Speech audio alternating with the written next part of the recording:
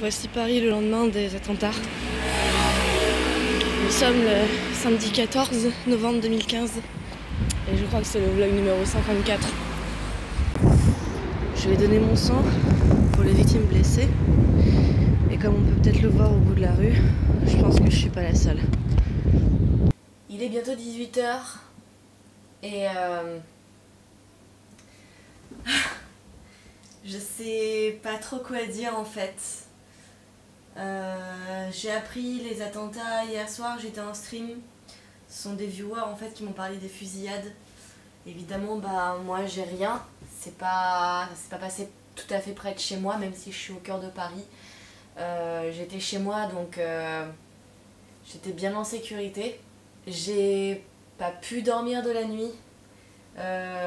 J'ai participé au hashtag porte ouverte, donc j'ai attendu en fait voir s'il y avait encore des gens qui étaient dehors, s'il y avait encore des gens qui avaient besoin d'être logés, qui avaient besoin d'aide ou quoi que ce soit. Ça n'a pas été le cas apparemment, donc tant mieux, ça veut dire que tout le monde avait un toit où dormir ce soir. J'ai essayé aujourd'hui d'aller donner mon sang afin d'aider les victimes.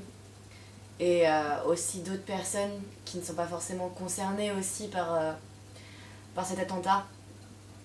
Mais moi et d'autres personnes, on s'est fait refouler du centre parce qu'il y avait déjà une longue file d'attente et que leur stock était déjà presque plein.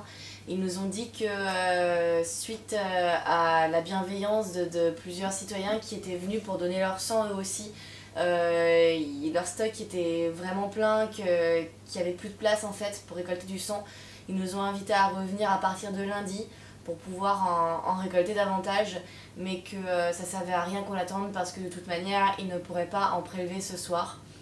Je suis extrêmement fière de ce qui est en train de se passer suite à ces attentats. Je suis extrêmement fière de voir que la peur ne submerge pas Paris et les Parisiens, mais aussi le reste de la France. Je suis extrêmement attristée et je ne comprends pas ces actes, quelles qu'en soient les revendications. Une pensée pour tous ceux qui sont encore au cœur de l'action, qui ont été mêlés à cette action, et aux victimes, aux blessés, ainsi qu'à leurs familles. Je ne suis pas du genre à avoir peur et je suis heureuse de voir que je ne suis pas la seule. Aujourd'hui, Paris n'est pas terrifié. Paris est en colère. Je n'aurai qu'une seule chose à dire face à ce qui s'est passé aujourd'hui.